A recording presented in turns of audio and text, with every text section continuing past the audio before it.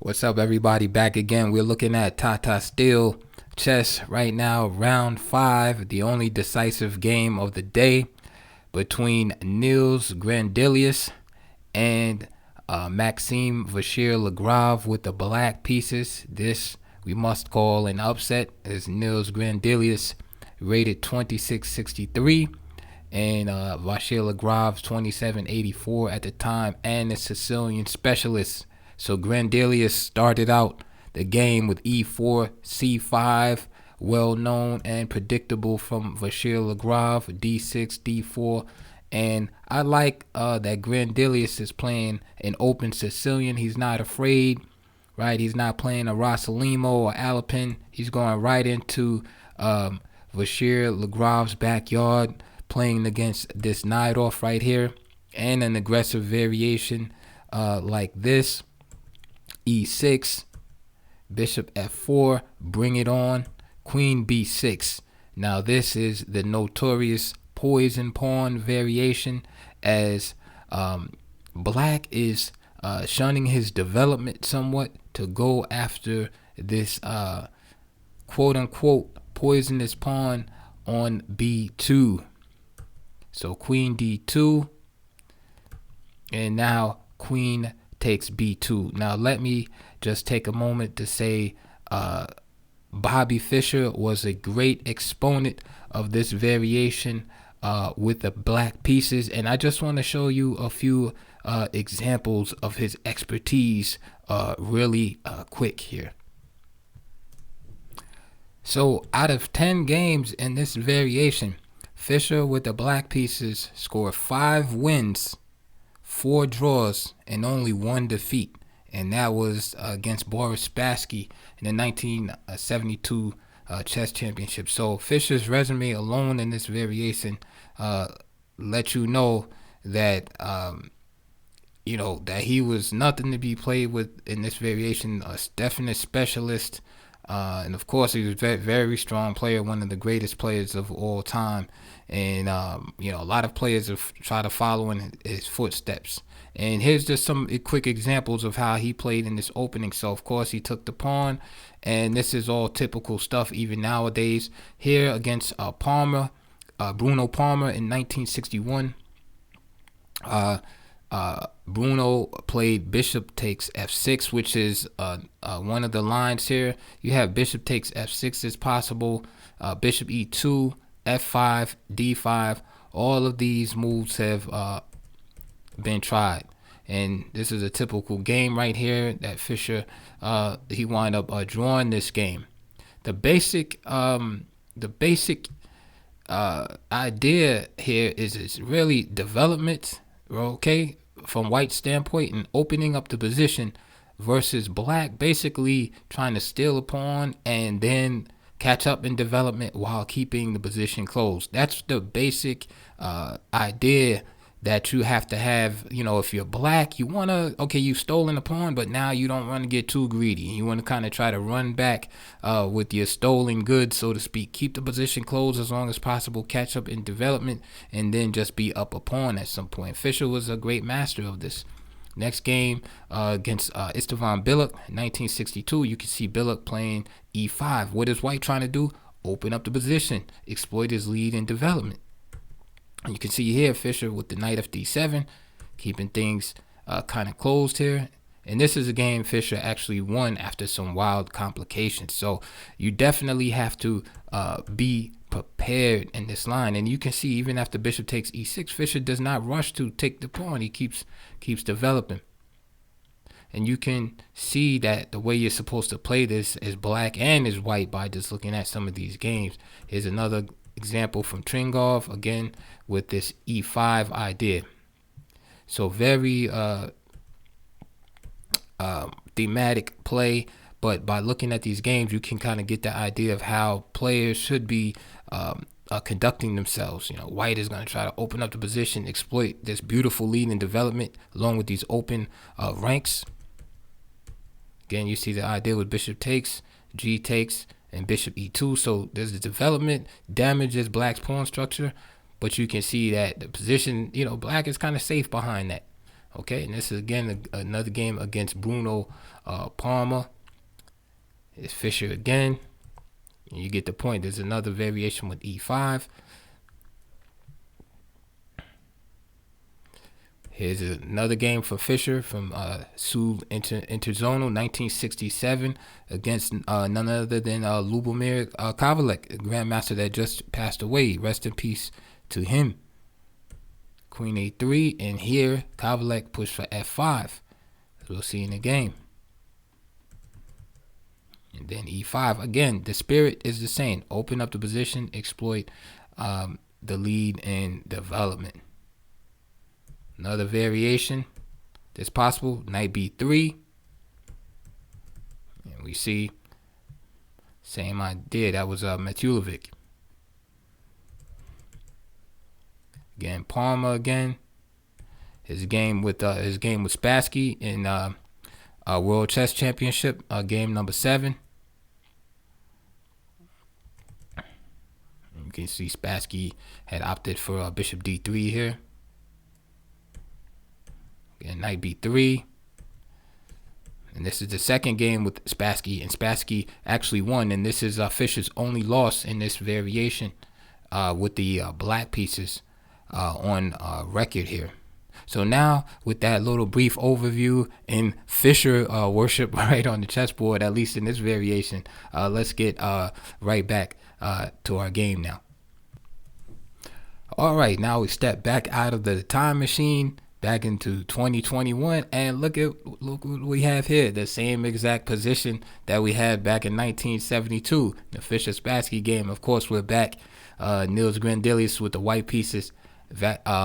Maxime Vachier-Lagrave with the black pieces. So rook b1, same line, queen a3, and here Grandelius went with the variation f5. We already discussed that there's many different things white can do here, from bishop takes f6, bishop e2, which is a little modest. e5 can be played with complicated scenarios, but here Grandelius went with f5. But remember, the idea is all the same. White wants to accelerate the opening of the position. Bishop e7 for black. Again, black wants to steal his pawn and just develop behind his central pawn preponderance. Okay, in the Sicilian. All right, other moves here that are possible. b5. Again, not really in the spirit of what black's trying to do. Like I said, he's kind of trying to lay low and not really trying to cause a fight right here. Problem with moves like b5, especially in positions of this nature where white is ahead in development, sometimes it leaves you susceptible to some kind of sacrifice on b5 at some point. All right, but here, like, black's idea would be, I'm giving black another move, would be like bishop e6, h6, something like that. Black would be okay. Of course, he needs a few moves, and in this type of position, it's all about tempi. Another idea here, again, like say if you were just trying to keep the position closed, you could play e5, but of course you run into tactical difficulties, and this variation is like a labyrinth. You really have to be prepared and study this stuff because it's really sharp. There's many different lines, and you can lose very quickly from either side. This is not a type of opening that, you just want to just try out at a Saturday tournament just for the heck of it. So, for example, e5, bishop takes f6, and let's say if e takes d4 here, then just simply bishop d4, and now the position favors white. Why? White is ahead in development and is pretty much open at this point. In this variation, again, if after bishop takes f6, if black just plays g takes f6, then dangerous is move like knight d5, already threatening to hop into c7. Knight c7, king d8. Again, now the king has been displaced, exchanged. Now rook d1, knight d7, bishop e2, and these are just examples of some of the complications in these positions here. So bishop e7 was played by Lagrave. F takes e6, again opening the position, and bishop takes e6 by Lagrave. So notice how Lagrave is developing. He's taking the pawn, right? His position is taking some hits as far as the pawn structure is concerned, but look, he's getting his pieces up. All right. Knight takes, F takes, and bishop c4. So at the same time, white is trying to develop an initiative. Okay. Notice he didn't play a move like rook takes b7. Again, if you listen to what I've been saying, you would say rook takes b7 is not quite right. All right. Not that it can't be played, but it's not in the spirit of what you're trying to do. Okay, white is trying to accelerate and exploit his lead in development. He doesn't really want to try to start grabbing pawns and stuff like that right now. He wants to stay ahead of black here. You know, this move, rook takes b7, would just give black more time to develop. He would just play a move like knight bd7 and be good. Instead, he keeps adding on. Right, he removes the defender for black, right? He exchanged the bishop on e6, and now he puts his piece on c4. Knight bd7, of course, opting for development as he should. Bishop takes e6. Now, problem here, of course, is the diagonal is very powerful, and Maxime cannot castle. However, Maxime, you know, of course, I'm sure knows this variation in and out. He plays knight c5, attacking the bishop.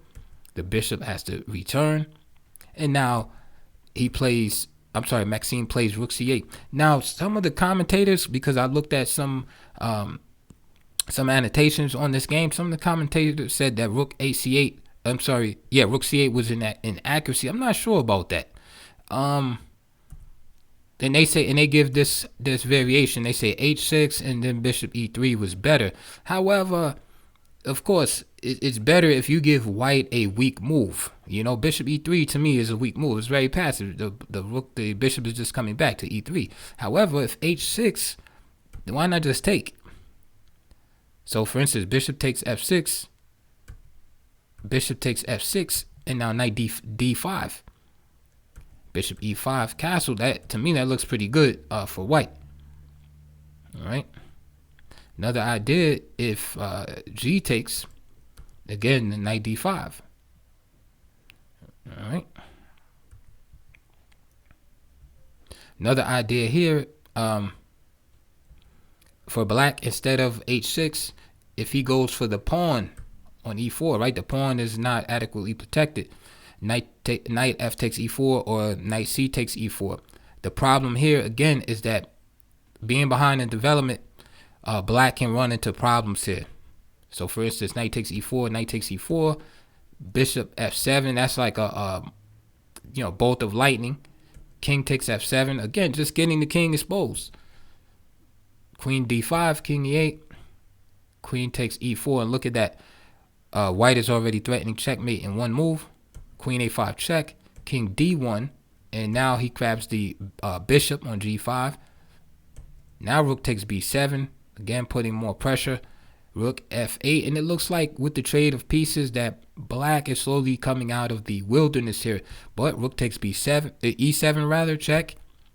Forced, queen takes e7, queen takes a8, king f7, and just as black is about to tuck his king into g8, queen d5, and he just doesn't have enough time. King g6, and black has to bring his king out into the open, and this is why white is better in this variation. Queen d7, queen d3, and let's say if he does king f7 here, then black is lost. Queen e4, and then he's gonna wind up winning the piece. So king h6 there. Again, king h6 would just be meant by rook e4. If he tried to tuck his king in the corner, again, you'll see that black's problem is his king just gets exposed. All right, so back to the game here. I don't think this was that bad of a move. Rook c8. All right, castle. Knight takes b3, so he gets rid of that bishop on the diagonal. Rook takes b3. Again, it's about the initiative here, gaining time. So the queen must move again. He does a good job. Check. However, white can just move his bishop back, and again forces the queen to move. Queen c4. Rook f4, and now of course there's e5 is on the table again. Notice how white is just constantly trying to create threats and initiative to keep black from being able to settle in the position.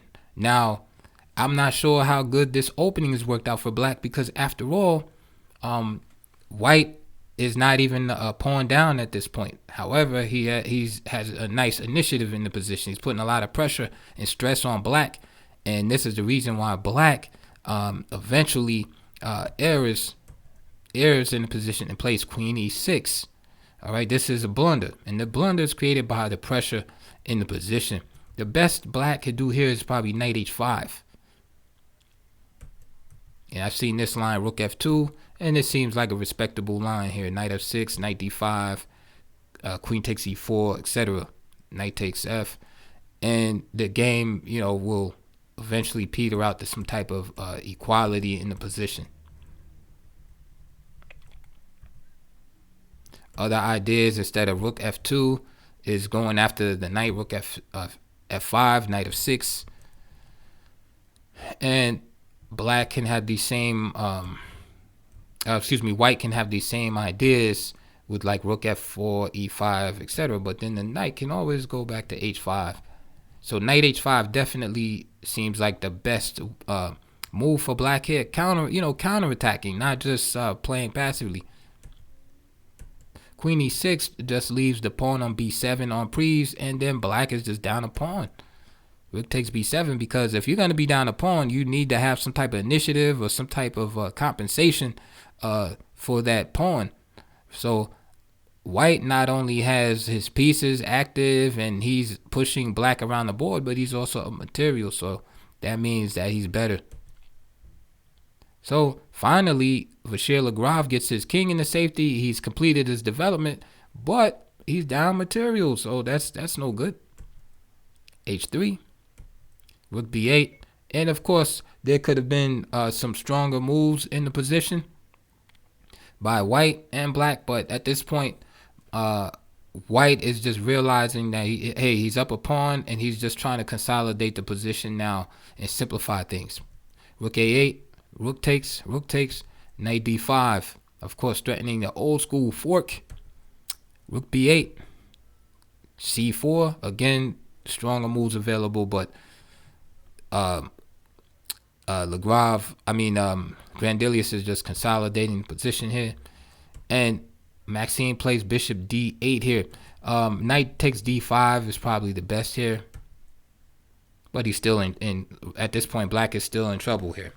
Queen g6, rook f3, h5, king h2. This is just a sample line. h4, keeping the rook off of g3. Bishop f4, bishop f6, rook b3,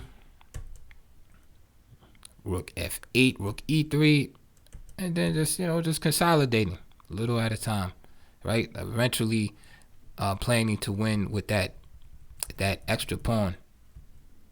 Another idea and question you might have is, why not knight takes e4 here? Problem here is that the tactics don't work in black's favor.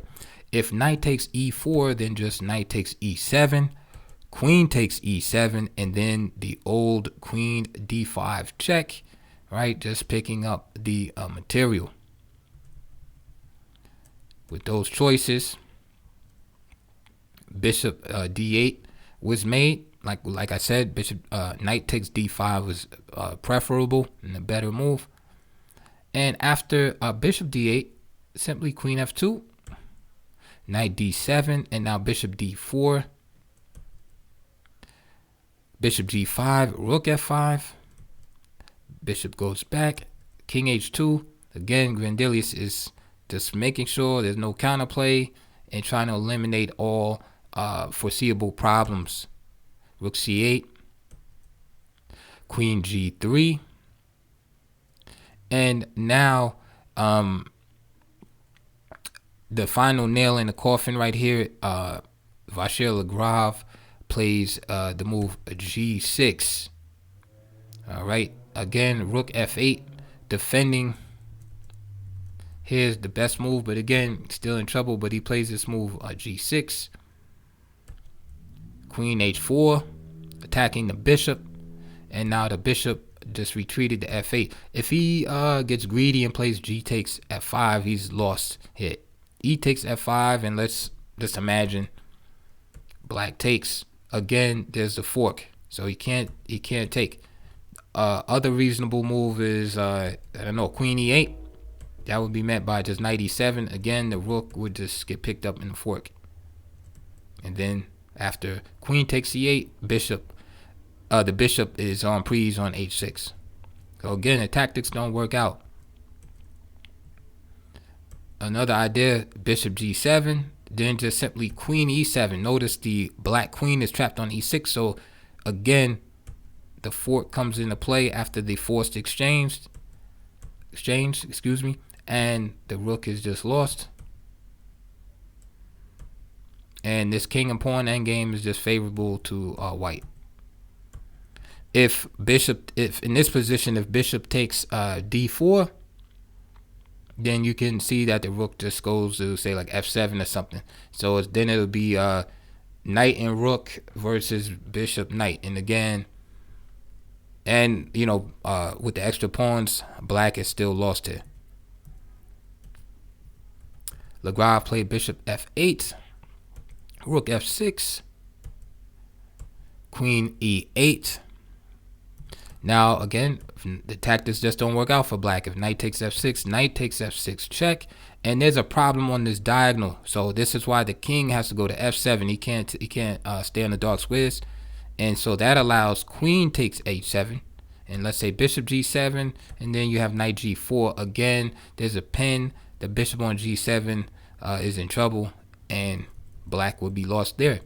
So with that in mind, queen e8 was played. And now just simply rook takes f8, just simplifying everything. And again, the fork comes back. So this is like really a game right about the forks. Knight e7, check. King f7 and knight takes e8. And after 35 moves, Maxime Vachier-Lagrave had enough. So he has a little homework to do there in tightening up this poison pawn variation. And this is one of those variations that if you look at it, you know, the win-loss ratio seems to go in stages, you know, depending on what decade you look at. It's like, you know, white is winning a lot of games, then it's like a lot of draws, then black is winning. So it's definitely an exciting variation and good for the fans. All right, it wasn't like white tried to avoid anything. He just went for it, played a really aggressive variation, and congratulations to Grandelius. It paid off, you know, his aggressive approach going after a noted Sicilian specialist. Maxime is probably the #1 Sicilian player in the world and Night-Off specialist, and he just went right for the jugular, and it paid off for him, and it paid off for the fans. So I want to thank everybody for watching the video. Please check my links below, support the channel. And also, please like, subscribe, press the thumbs up and notification buttons so that you guys will know when my videos are released. And also, please share the videos. If you think the analysis is good and you like what you hear, please tell your friends and put it on your Instagram, Twitter, and let everybody know there's a new sheriff in town. No, I'm just kidding. But I would like to hear from you in the comment section. Also, if you know who this player is, be the first in the comment section to let me know who this female player is here, and I'll be glad to shout you out in the next video. Until then, I'll see you guys soon on the next video.